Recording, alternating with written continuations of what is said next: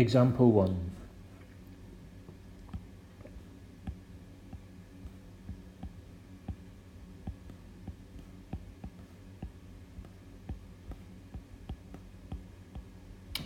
In this type of equation, once we've expanded the bracket,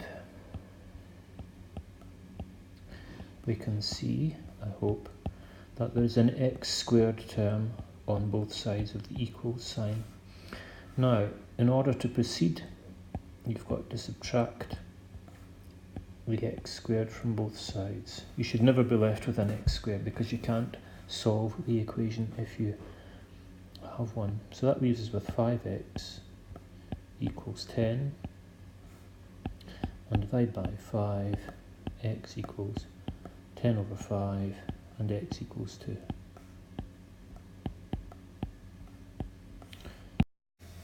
Example 2 is a good deal more difficult. So I'm going to put down the x squared minus, I'm going to expand these two brackets into another bracket. I'll explain why in just a minute. So x squared plus 2x minus 6x plus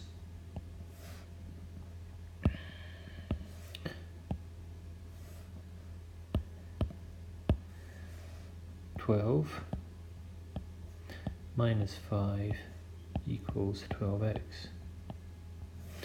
X squared minus, I'm going to simplify this bracket as far as I can.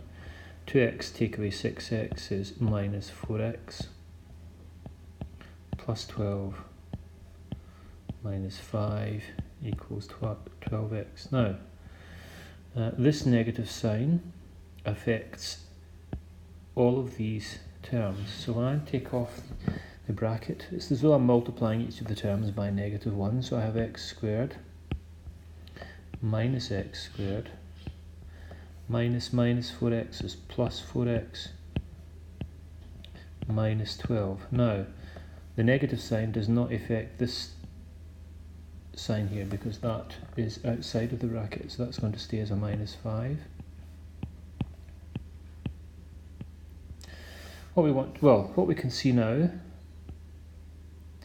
x squared take away x squared is 0. Remember what I said in example 1, we cannot be left with an x squared term, or we cannot solve the equation. So I have minus 12 minus 5, so I've got 4x minus 17 equals 12x. Now, we want to gather the letter terms onto the side which has the greater number to start with, and that's the right hand side. So I'm going to subtract 4x from both sides.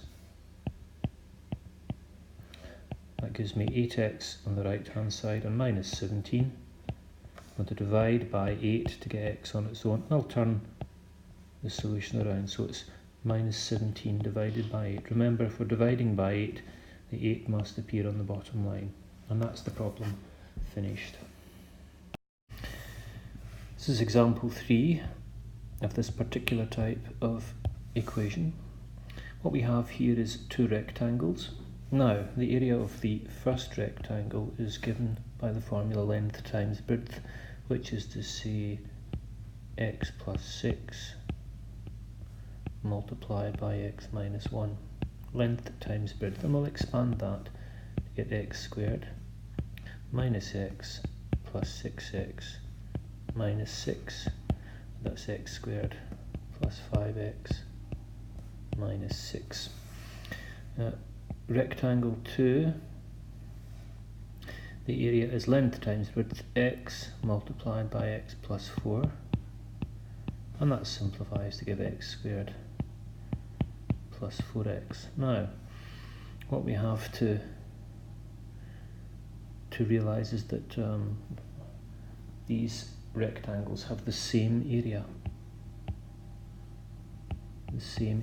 and that means that we can set these two equations equal. So x squared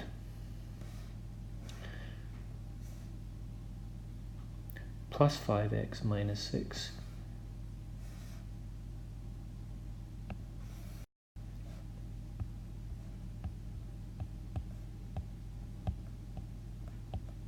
is set equal to x squared plus 4x.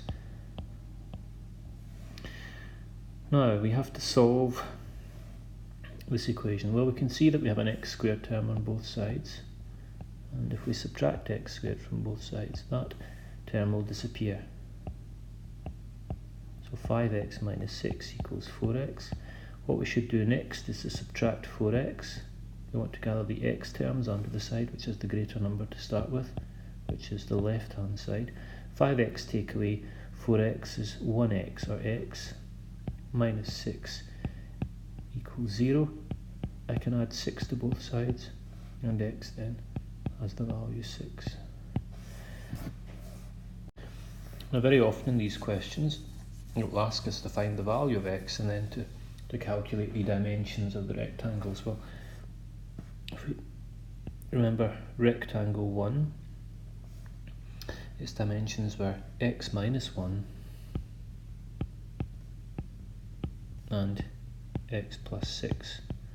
Now if I substitute the value 6 into these equations, I have, or these brackets, I have 6 minus 1 and 6 plus 6. 6 take away 1 is 5, and 6 plus 6 is 12. So the dimensions of rectangle 1 are 5 and 12. Rectangle 2, we had x and x plus 4. If I replace x with the value 6, I have 6. Well, 6 plus 4